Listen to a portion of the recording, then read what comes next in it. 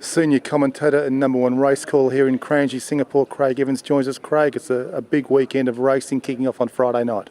Yeah, big weekend. We've got the Guineas, $500,000 Group 1 and also the $350,000 Group 2 Oshorse Golden Horseshoe. So it really is a big night, a great precursor to the weekend, which is highlighted by the Cup and the Chris Flyer on Sunday. Looking at the track conditions first, it's inevitable we may have some sort of soft ground come the weekend. Yeah, definitely. The rail will be at 8 metres on Friday night, so in the C position. They're racing on the long bend. Short bend and long bend racing on Sunday, but the rail will be true. So we haven't raced over on the A course on the inside for about probably 5 weeks and probably 4 weeks prior to that. So Sunday we should get a pretty good pad of grass, but certainly on Friday there will be a little bit of wear and tear.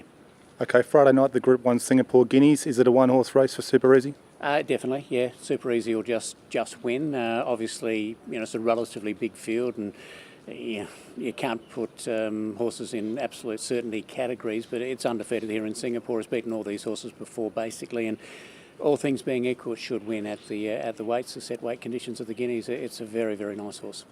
Any selections for the race? Super Easy, it'll be the main selection. Down the bottom we've got the likes of Better Life and Shuttle Man. They get a little bit of weight relief. They're horses that are promising, but at this stage not in the same class, so that's probably the trifecta. Now the 2-year-old Oz Golden Horseshoe race, what do you make of the 2-year-olds this season?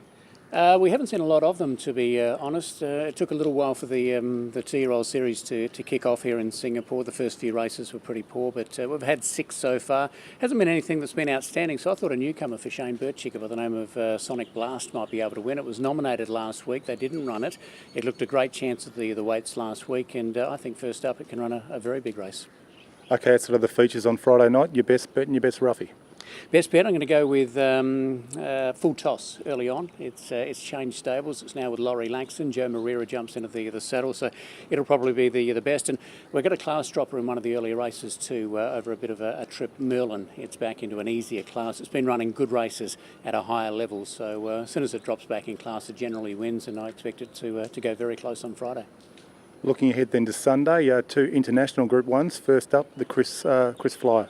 Chris Fly is wide open now with Rocket Man coming out. Everyone will be aboard Krypton Factor, I guess, but I think there's a little bit of a doubt with him on the turf. His form in Dubai was excellent on the Tapeta, similar to our poly track here.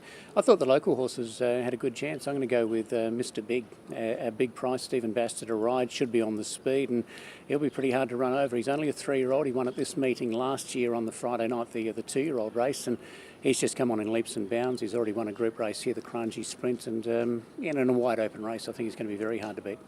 Looking at the Cup, a smaller field from years gone by, but still pretty competitive.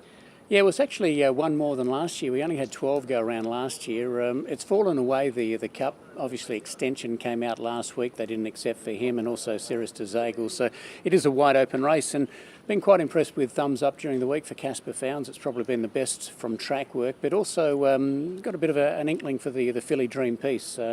Connections are keen on it and think it'll handle the ground, and I'm sure we're going to have certainly some rain effect on the ground. So Dream Piece, the filly with a lighter weight, might just steal it. Now your best bet and your best roughie for the program on Sunday. For Sunday, I'm going to go with Masthead as the best bet. It's back to 1,400 metres, looks its pet trip, and should be very hard to beat. And another one that I like is Sebastian. It's always been really good off the trials for Stephen Gray. Moreira jumps on it, so for that reason alone, he'll probably be a little bit shorter than he should be, but he's a nice, promising horse, and I think he's a lot better than what we've seen at the races so far. Off his barrier trials, Sebastian, an each-way bet. All in all, should be a great night. Good calling. Thanks very much. Should be a great night Friday and also Sunday. Thanks.